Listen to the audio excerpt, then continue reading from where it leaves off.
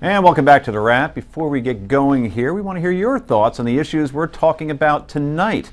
Go to newsmax.com/comments and let us know. We may read one or two on the air if you're lucky. Okay, well, the food police are at it again, and I'm sure Rick will take the side of the food police. Well, no, will be against it. No, I don't know. New York and San Francisco are taking new steps to try to save us from ourselves.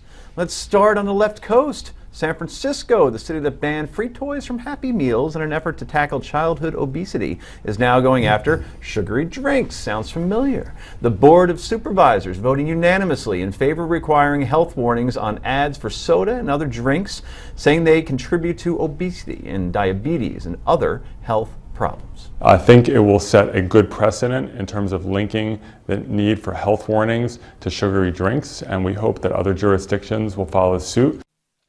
But the beverage industry says, come on, guys, seriously?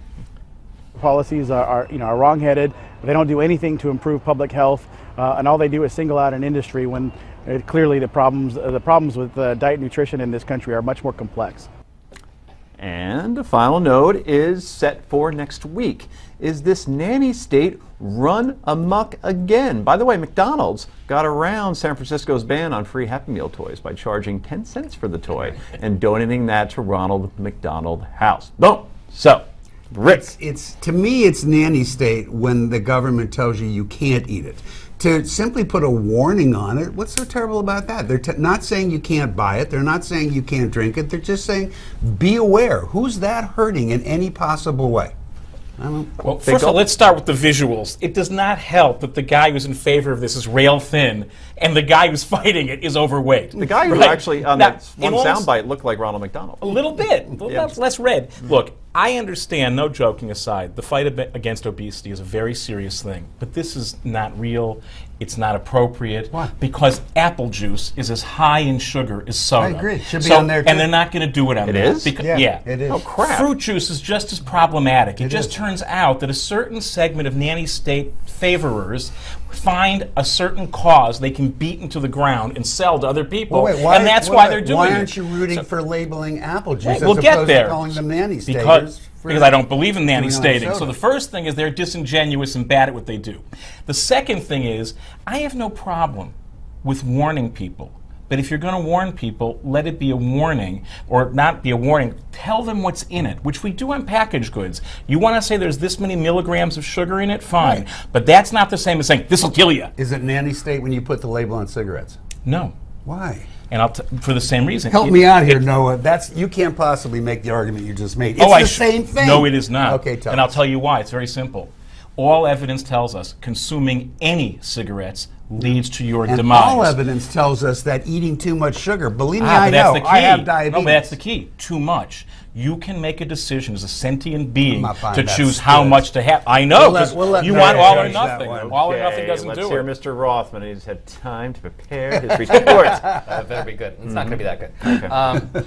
You asked, who is this hurting? Well, first it's hurting taxpayers who have to pay for the bureaucratic morass that we've erected in order to enforce this. So yes, that's how bureaucracies work. It has to be written, it has to be proposed, it has to be approved, it has to be enforced. And then it's hurting the consumers who now have to pay a little bit more because these corporations now have to invest a little bit more in order to make this work. You mean but to just put the like in label San on? Francisco, yes, that costs money. What do you think it costs? Just in macro that. Just in San Francisco, if they wanted that toy, they can now get it, but they have to pay 10 cents more. You can now get your sugary beverage, you can now get your salty sandwich, but you have to pay that much more. It's only costing everybody else more money, from the taxpayer to the consumer. The only person who doesn't benefit at all from this is, people who actually know how to make their own choices, consider themselves sentient beings, and can gauge their own level of involvement. May I point out the savings? Food buying. Let's say that there is a quarter of a penny or something that it costs more because you put that label on. Okay, why don't you compare that to the savings of getting people to eat less sugar to the healthcare system? The public health savings are significant, but at what cost? Exactly. At what cost? Having to see a label? So why do you so don't desocialize medicine, and then we have no more of these problems. We no longer have to worry about everybody else's health. All right, let's bring it closer to home, shall we? In New York City, which tried to ban the Big Gulp and other large sugary drinks, comes another so-called health initiative. It wants to become the first city in the U.S. to require a warning label on high-sodium items at chain restaurants. Health officials say the move is part of Mayor Bill de Blasio's goal to reduce premature mortality by 25% by the year 2040. So San Francisco is tackling sugar, New York is tackling salt. No word if Kansas City will be tackling sweet and low. So, but see, here's the distinction, talking about New York. I did not support Mayor Bloomberg in the idea on the sodas at the movie theater. The reason being, you're not accomplishing anything because people just go back twice and they get the same amount. So I thought that was ridiculous, okay? But to put a label on something, sodium does cause heart disease problems. It's real. I don't see where it hurts anybody. It only can help. okay, that'll be the last word on that. What are you drinking, by the way? Coffee. Okay, good. I'm still really disturbed about the apple And the juice water thing. counts towards your I've heard that. Potluck is next. Do not go anywhere.